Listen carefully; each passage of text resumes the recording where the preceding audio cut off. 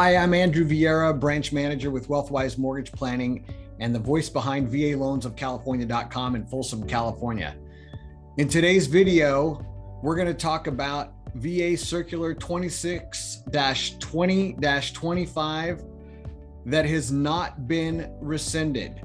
So 26-20-25 is the VA circular that I'm going to read it here. This circular, the title of it was Impact of CARES Act Forbearance on VA Purchase and Refinance Transactions. And in this circular, what they said was that you could still do loans even though you've had gone into a CARES Act forbearance. And I did a video on this back in January. And at that time, I gave you all the updates on how this was supposed to work. And that circular was scheduled to be rescinded or stopped in July of this year, and it has not been rescinded. And as part of this, it says lenders should not use a CARES Act forbearance as a reason to deny a veteran a VA guaranteed loan. In such cases, borrowers, through their lender, must provide reasons for the loan deficiency and information to establish that the cause of the delinquency has been corrected. Okay, so what does that mean if you're in a forbearance? It's very important because the forbearance period is coming to an end, and you may have already been contacted by your servicer. Those are the people where you make your payment. So if your loan had been sold from your prior lender, you're now making your payments to a servicer. So they're going to contact you if you haven't already come out of the forbearance and started making your payments. They're going to contact you and offer you options to bring your loan current. One of the options that they may offer is a loan modification. My advice to you is to explore other options before a modification, because based on this circular, you do have options. And the challenge with the modification is that it could be reflected on your credit. And if it's reflected on your credit, that may have negative effects on your score, and it may have negative effects on when you can do another home loan and maybe even other types of loans, car loans and credit cards and what have you. So they all have their own rules on what they look at on the credit reports. Okay, so before you do a modification, know this.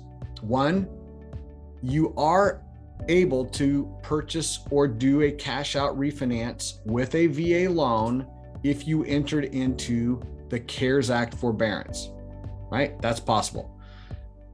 Number two, you can do a VA interest rate reduction refinance loan, what we call the ERL. And if you're in a VA loan, you get mail on this every single day from people soliciting you to do these loans. And a lot of them are at unrealistic interest rates and they cost a lot of money. These big companies, they put this stuff out there to try and get you to call.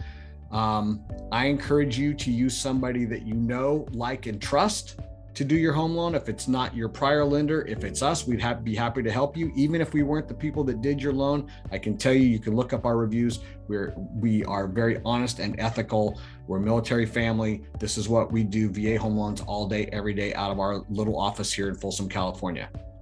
Okay, but your other option is the VA ERL, as I said.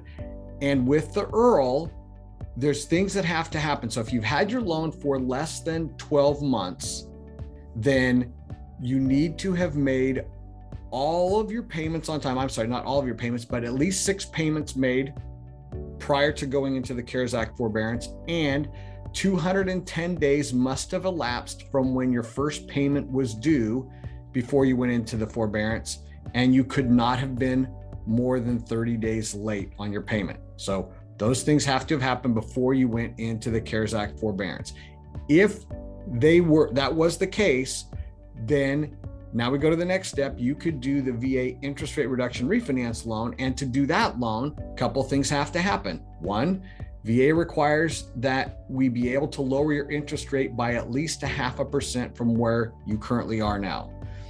Number two, whatever the costs involved in doing your refinance divided by your payment savings of doing the refinance, that's the recoup period in months, how long it takes to recoup the costs, that must recoup in 36 months or less. So long as those two things can be met, then the lender can do the VA interest rate reduction refinance loan for you.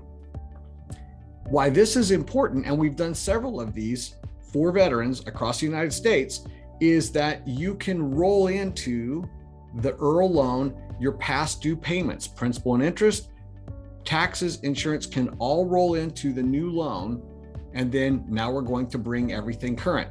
You can put, if you had late charges that were there, those can be rolled into the loan. If you had done energy efficient improvements on your mortgage, which we rarely see that can be put in. Your closing costs can be put into the new loan. And if you're subject to the 0.5% VA funding fee, that can go into the new loan too. So it's one of these things. Most people out there are telling you this thing has gone away. As of today, the date I'm doing this video is September 18th of 2021.